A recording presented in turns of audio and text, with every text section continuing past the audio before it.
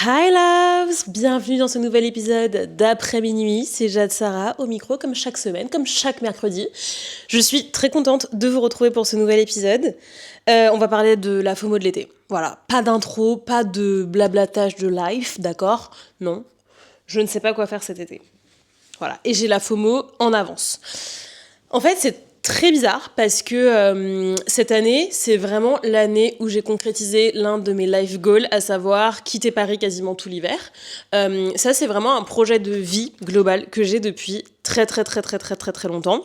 Dans le sens où j'aime Paris et je suis encore assez attachée à cette ville, à ce qui s'y passe, à la vibe de la ville, l'identité. Évidemment, tous mes proches qui sont ici, enfin non, pas tous mes proches, je mens. La moitié de mes proches sont en Martinique, l'autre moitié est à Paris, ou en tout cas en France hexagonale, et il y en a quelques-uns qui sont un peu à droite à gauche dans le monde. Mais globalement, effectivement, j'ai un gros ancrage relationnel à Paris. Et après, côté business, en vrai, non. C'est vraiment, j'ai vraiment aussi réussi à créer un business maintenant qui est complètement indépendant de là où j'habite. Donc ça, c'est vraiment un no-brainer. Mais par contre, c'est vrai que j'ai quand même une attache qui est très forte à Paris. Et puis aussi, au-delà de toutes ces dimensions très concrètes et tout, je me sens à la maison à Paris. Parce que mine de rien, ça fait 16 ans que j'habite à Paris. Donc ça y est, j'ai passé plus de temps à Paris qu'en Martinique. Which is crazy. Parce que, tu vois, je m'identifie, si on me demande, je dis que je suis martiniquaise, tu vois, je m'identifie plus au fait d'être une femme martiniquaise. Je pense que parce que déjà, je suis née et j'ai été élevée, j'ai grandi en Martinique, un. Et deux, mon côté paternel, qui est le côté France hexagonal blanc, bah en fait, lui-même, il habite en Martinique depuis 50 ans. Donc en fait, pour moi, voir mon père, c'est aller en Martinique, etc. Donc tu vois, il y a quand même un gros ancrage global, familial en Martinique.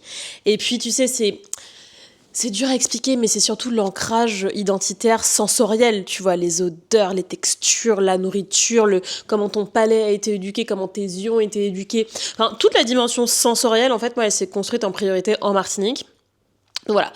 Long story short, pour vous dire que j'ai quand même passé plus de la moitié de ma vie à Paris, et donc j'ai toujours ce truc de home à Paris.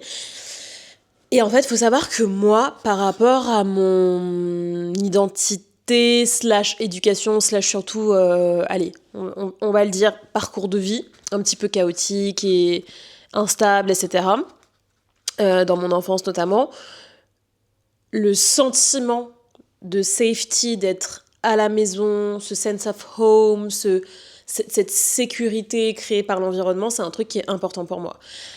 J'ai appris au fil des années à créer cette sécurité à l'intérieur de moi, à avoir des ressources morales, mentales, émotionnelles, etc. à l'intérieur de moi avec lesquelles je bouge, en fait, qu'on peut pas me voler, qui sont là, que je sois seule à New York, que je sois à Paris, que je sois en Martinique, peu importe. Mais tout de même, je suis désolée, je trouve que ça fait partie aussi de c'est quoi un être humain. L'environnement compte beaucoup. Et c'est vrai que de sentir physiquement côté proche des endroits que tu connais, des habitudes que tu as, des ancrages de lieux, de fréquentation, etc., ça compte énormément, en fait, aussi dans un sentiment de sécurité qu'on peut ressentir. Et voilà. Et donc, je ressens ça aujourd'hui beaucoup à Paris, ce qui fait que... J'ai fait tout un long détour pour vous expliquer ça. Ce qui fait que, dans ma vie idéale, en vrai, je quitte pas Paris toute l'année. Tu vois, j'ai quand même des moments à Paris. Par contre... Et ça, c'était sûr et certain. Et donc, je suis très fière et contente et satisfaite d'avoir réussi à achieve ça, tu vois, c'est de quitter Paris l'hiver. Parce que vraiment, je peux plus. En fait, le froid, l'hiver, l'humidité, et puis surtout l'hiver parisien qui est très gris, très pluvieux, très... franchement, depressing as fuck. Ça, j'avais vraiment hâte de le quitter. Et donc, c'est la première année où j'ai vraiment concrétisé ça tout du long, puisque franchement, j'ai dû passer sur automne-hiver, j'ai dû passer peut-être un mois-ish à Paris. Puisque pour rappel, j'ai fait Bali, après j'ai fait Maurice. Bon, après, je suis partie quand même dans le froid, très très très froid, mais bon, c'est différent, je suis partie à New York. Et après, j'ai fait 5 semaines entre Miami et Martinique. Et après, je suis revenue fin mars, tu vois. Donc ça y est, c'était un début de printemps. Même si là, sincèrement, on est en mode, là, mois de novembre, il pleut, déluge. Enfin, au moment où j'enregistre cet épisode. Mais si tout va bien, au moment où vous l'écoutez, le soleil est revenu. Le printemps est revenu et on a passé des journées de malade. Voilà. Je me porte pas l'œil, mais normalement, ça va être ça. Donc ouais, tout ça pour vous dire que c'était une année un peu particulière en termes de voyage, parce que j'ai énormément voyagé, voilà, j'ai vraiment expérimenté ça à fond, j'ai fait beaucoup de solo trip aussi, ça c'est un élément important de ce que je vais vous dire juste après. Et donc, mine de rien, ça m'a fait quand même vachement bien là de revenir à Paris, ça fait 2 mois, full 2 mois je crois, que je suis de retour. Attends, je suis revenue fin mars. Ouais, on est fin mai. Donc tu vois, ça fait 2 gros mois que je suis de retour, que j'ai pas du tout bougé. Et j'ai absolument adoré ça. Sincèrement, j'ai adoré ça. J'ai adoré être chez moi. J'ai adoré voir mes copines. J'ai adoré retrouver mes habitudes, la salle de sport, Dynamo, les brunchs, les petites terrasses parisiennes, bien manger. Enfin, j'ai tout aimé dans ce retour parisien, sincèrement. J'en avais absolument besoin. Et ça m'a fait beaucoup de bien. Maintenant, l'été arrive. Et en fait, il y a un truc aussi quand t'habites à Paris, c'est que... Ou alors c'est peut-être que moi, je sais pas, hein, mais tu sais, il faut réussir son été. Et il y a un côté un peu performatif maintenant dans l'été. Alors, je sais pas si c'est aussi un side effect des réseaux sociaux où il y a aussi tellement de storytelling de soi, de tout le monde montre ses vacances, tout le monde montre ses trucs un peu ouf et tout. Et en vrai, c'est aussi l'été que la majorité des gens prennent de vraies grosses vacances, donc la majorité des gens se fait kiffer. Et donc, c'est peut-être aussi ce côté performatif des réseaux sociaux qui, tu vois, qui me brainwash. Mais en tout cas, j'ai quand même ce truc de il faut réussir son été. Parce que, guys, en Europe, enfin, à Paris, en France, we got 3 months. On a 3 mois. T'as pas intérêt à les louper. Parce qu'en fait, une fois que c'est fini, tu repars pour un tunnel de 6-7 mois dégueu. Donc en fait, il y a quand même, tu vois, un enjeu à profiter. En fait, c'est ça. Il faut profiter de son été. Parce que, tu vois, la DA Côte d'Azur, Corse, Saint-Tropez, mais même, peu importe ta DA, Bassin d'Arcachon, Bretagne, Touquet, peu importe en fait où tu vas, aucun coin de la France, même si tu vas à la campagne, longue balade à vélo, aller au marché, croquer dans une nectarine fraîche qui te coule le long du truc, manger des cerises, à pleines dents, croquer dans un bel abricot juteux, tout ça, ça dure 3 mois. Donc en fait, il y a vraiment ce truc de faut que je profite, faut que je fasse des trucs sympas, faut que j'aille découvrir de nouveaux endroits, faut que j'aille faire cette balade à vélo sympa dans la campagne. Enfin, tu vois, il y a ce truc-là. Et en même temps, il n'y a pas que l'Europe, tu vois, enfin, il se passe aussi plein d'autres trucs dans le monde. Enfin, c'est tout con, mais par exemple, la meilleure saison, par exemple, pour aller à Bali, c'est l'été européen, parce que c'est la saison sèche, etc. Bon, en vrai, moi, j'y suis allée fin octobre, et c'était excellentissime, c'était ouf. Mais en vrai, on a eu de la chance, parce qu'une semaine avant que j'arrive à Bali, c'était déluge, tempête, ils ont eu des inondations, les bateaux se sont renversés et tout. Genre vraiment, on se disait avec les filles, oh waouh, j'espère que ça va pas être comme ça. Et au final, on a eu 2 semaines absolument superbes, que ce soit en termes de météo que d'expérience. Mais je reviendrai pas sur mon voyage à Bali parce que ça y est, on a compris que c'était le plus beau voyage de ma vie. Non, mais tu vois. Donc voilà. Et donc, tout ça pour vous dire que comme j'ai beaucoup bougé, j'ai un peu ce truc, pas de culpa, mais un peu de hey meuf, t'es déjà extrêmement privilégiée en fait d'avoir pu déjà faire autant de choses en si peu de temps. Déjà, c'est inouï, c'est anormal, c'est exceptionnel. Bon, en même temps, j'ai toujours dit que je voulais vivre une vie exceptionnelle, extraordinaire, grandiose. Donc, j'ai envie de dire, je l'ai manifesté, je suis alignée, c'est ce que je voulais, tu vois, c'est ce que je veux, c'est ce que je construis, c'est les choix que je fais. Mais il y a quand même, tu vois, une petite culpa de dire, attends, calme-toi, t'as déjà passé 6 mois de malade, genre, il n'y a pas d'urgence à profiter de ton été, t'as profité de toute ta vie, là, déjà, ces 6 derniers mois. Et en même temps, c'est un peu flou. C'est un peu flou parce que, en fait, j'ai plusieurs DA, et plusieurs visions dans la vision, ok ? Déjà, j'ai envie que ce soit un été un peu productif, c'est-à-dire, et ça c'est un truc que j'ai toujours un peu fait l'été, pour moi c'est la période parfaite pour travailler sur des projets, faire des bilans, introspecter, se former, en fait travailler sur les trucs de fond parce que tout le monde est un peu à petit feu, tout le monde relâche un peu, tout le monde part en vacances. À Paris, en août, il se passe rien, ça y est, c'est fermé. En fait, c'est ville fantôme. Les entreprises, la plupart du temps, ferment, dans le sens petite entreprise, etc. Dans les grandes entreprises, tout le monde est à moitié en vacances. C'est vraiment calme et je trouve que c'est archi propice, justement, à faire les trucs qu'on n'a jamais le temps de faire les formations qu'on n'a jamais le temps de faire les programmes qu'on a achetés online, qu'on n'a jamais fait, qui sont en train de moisir dans nos mails, prendre le temps de se poser, etc., etc. Donc déjà, c'est un été que je veux mettre à profit, et d'ailleurs, je me suis déjà créé un petit espace Notion pour cet été, sur l'intention de cet été, ce que je veux faire, etc. Attendez, parce que je suis vraiment queen of organization, donc je vais vous dire ça. Ok, Summer 2026, que j'ai appelé l'été de l'expansion. Et ça va démarrer du coup le 1er juin. Je me suis mis une date de projet Summer Expansion le 1er juin. Et en gros, il y a 5 pans dans mon Hot Summer. Il y a reconstruire et bosser vraiment sur le fond de toute ma stratégie commerciale business, sur tous mes business. Donc j'ai trop hâte vraiment de tout remettre à plat, tout unfold, tout nickel, tout bien organisé, voir les points à améliorer, vraiment récolter la data, voir les angles morts et tout, ça va être incroyable.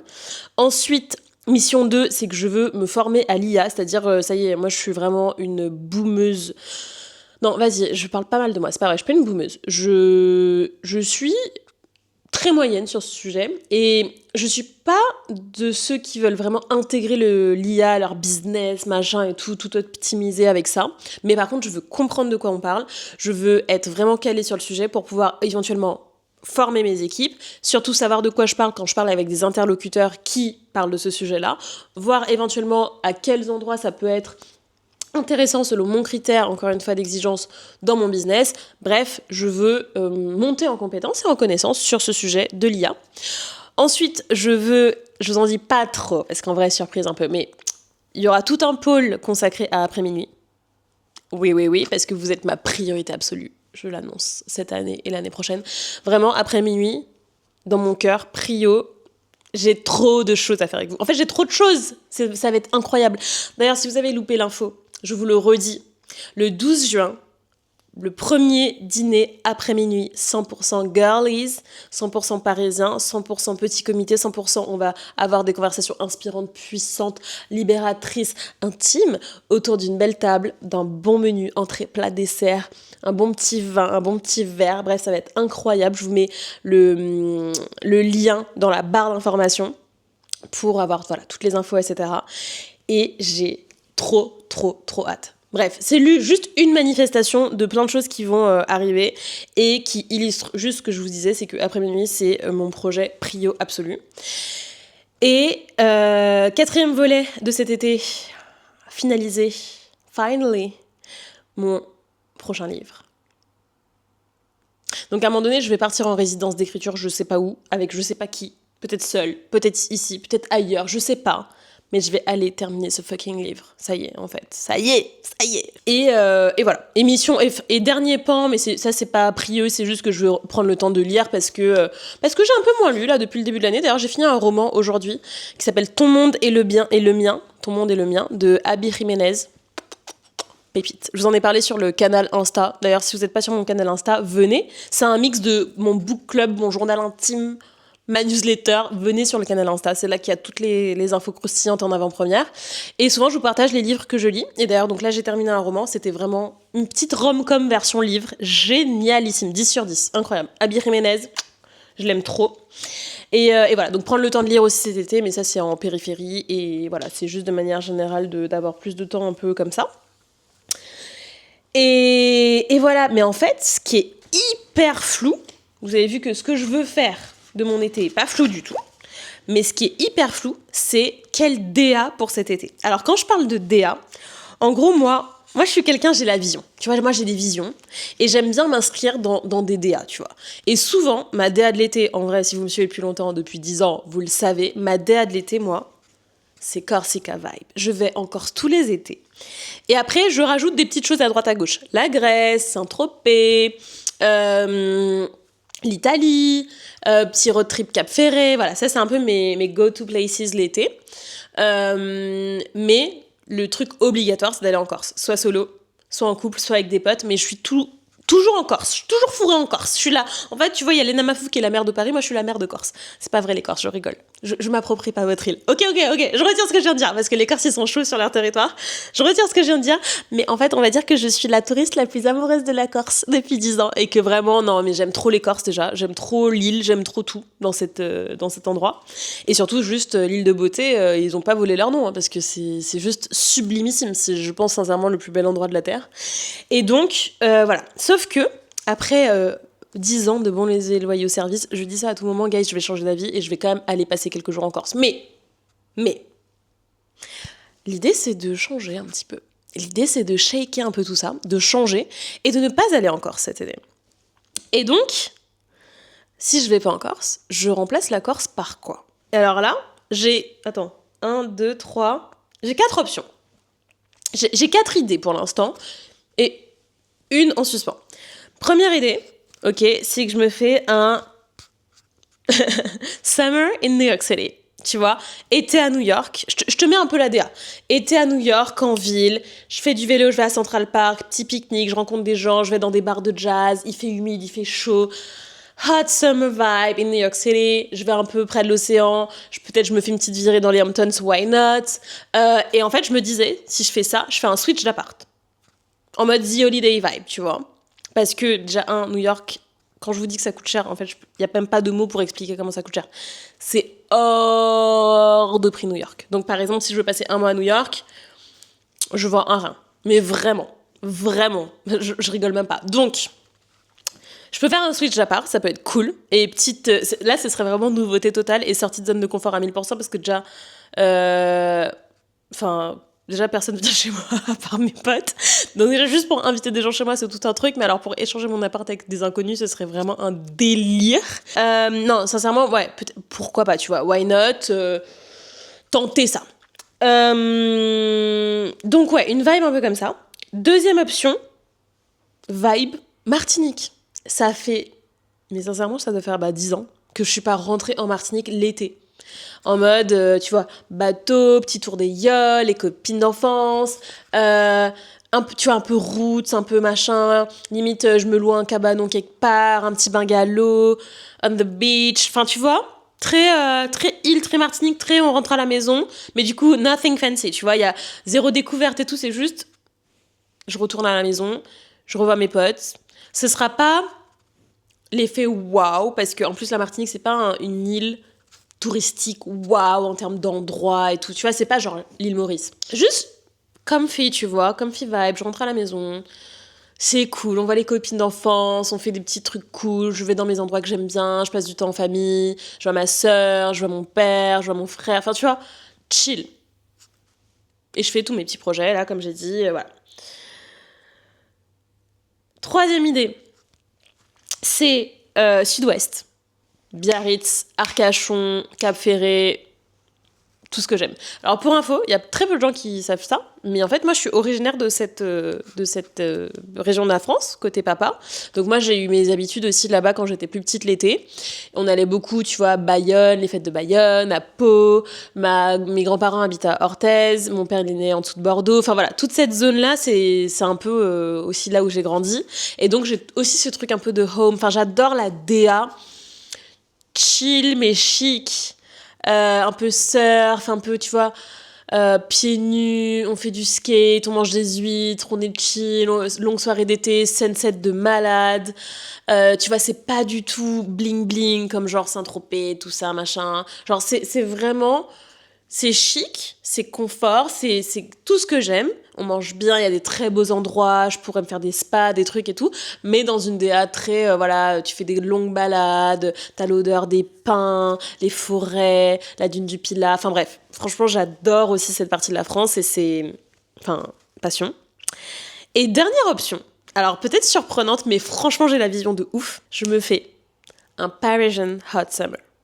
Donc, en gros, je reste à Paris, mais tu sais, vraiment, j'embrace Paris. Vraiment, je fais les étés à Paris qu'on voit dans les films de Woody Allen. Les étés à Paris qu'on a vus dans la saison de Gossip Girl où elles sont à Paris et elles vont au musée d'Orsay. Et tu vois, je fais la maison de Monet, je me fais des mini-escapades à Deauville. Enfin, tu vois, en fait, un Paris...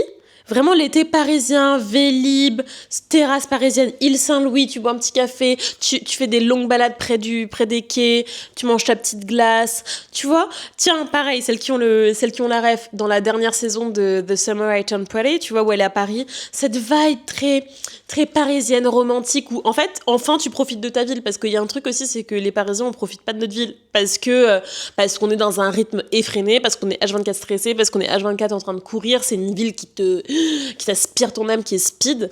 Et en fait, le le meilleur moment à Paris, c'est l'été. Il y a que des touristes, donc il y a plus de Parisiens, donc il y a plus les râleurs, il y a plus cette frénésie, ce stress, et tu peux vraiment kiffer la ville. Et là, ce serait, voilà, tranquille, aller au musée, faire des longues balades. Vraiment l'été romantique à Paris. Voilà. Qu'est-ce que vous en pensez ? Dites-moi en commentaire. Je fais quoi ? Est-ce que vous avez plus une vision qu'une autre ? C'est quoi vos takes là-dessus ? Qu'est-ce que vous me conseillez ? Où est-ce que vous me voyez ? Aidez-moi à choisir, s'il vous plaît. Je ne sais pas ce que je fais cet été. Vraiment, j'ai une espèce de FOMO mélangé à du flou, mélangé à plein d'envie en même temps. Et en même temps, j'ai tous ces objectifs-là aussi pro que je veux accomplir pendant l'été. Et je sais pas, en même temps, je me dis, putain, mais s'il fait genre archi chaud à Paris, c'est très chiant parce que, évidemment, dans les appartements parisiens, on n'a pas la clim, donc ça peut être très chiant. Enfin, tu vois, c'est des trucs très logistiques et en même temps très artistiques et en même temps très sur le ressenti. Et je ne sais pas ce que je veux faire. S'il vous plaît, aidez-moi à choisir. On va voir, je sais pas. Ou alors, et je vous avais dit, il y a une petite idée, mais vraiment qui est loin, qui est pas dans les 4 hot takes là que je vous ai fait. C'est genre, je pars en Asie. Je fais un mois à Bali ou un mois en Thaïlande ou, tu vois, rien à voir. Parce que normalement, l'été, justement, je pars pas dans ces destinations-là parce que je suis en mode, mais non, on profite de l'Europe. Pour une fois, il fait bon, il fait bien, tu vois. Donc, c'est rare que j'ai envie de faire ce genre de voyage l'été. But why not? Because, why not? Tu vois, je me dis, pourquoi pas? On n'est pas obligé de tout le temps respecter. La vie, elle est longue et courte en même temps. Donc, on peut aussi changer ses habitudes et explorer de nouvelles choses. Et voilà. Donc dites-moi, parce que aussi en parallèle de tout ça, c'est pas dans mes 5 volets vraiment que je veux travailler cet été, mais en parallèle de ça, il y aura des vlogs, il y aura du contenu Insta, il y aura des choses qui vont aussi, que je vais partager avec vous. Donc qu'est-ce que vous avez aussi envie de partager avec moi, de voir, de vivre ? Et puis juste, soyez des copines en fait, conseillez-moi, je vous attends en commentaire, dites-moi. Qu'est-ce qui serait sympa, ou si vous avez des idées peut-être que j'ai même pas mentionnées et qui vous semblent cool, ou vous avez vos habitudes, enfin voilà, ce serait sympa de m'aider à me décider. Je sais, j'ai des vrais problèmes dans la vie. Non, guys, je fais tout le temps des épisodes hyper deep. Mon besoin d'absolu me fait souffrir. L'ai-je aimé parce qu'il m'aime ou parce que je l'aime ? Donc là, je peux un peu vous parler de ma FOMO de l'été et genre, what do we do, tu vois ? Genre, pardonnez-moi un petit peu. Mais à la base, c'est ça aussi après minuit. Hein. C'est aussi des conversations légères. Voilà, un petit peu superficielles. On se l'autorise un petit peu parce que c'est ça aussi être une femme. C'est pouvoir se passionner pendant 30 minutes sur un rouge à lèvres ou sur une retraite de yoga ou de danse ou je ne sais quoi. Et en même temps, parler de philo et de nos crises existentielles à 30, 40, 50 ans. Tu vois, why not ? Donc voilà un petit peu ce que je voulais vous partager cette semaine. Mon flou de l'été, ma FOMO de l'été. J'attends vos petits conseils en commentaire, les filles. Et puis voilà, je vous dis à la semaine prochaine. Je vous fais des bisous. Ciao!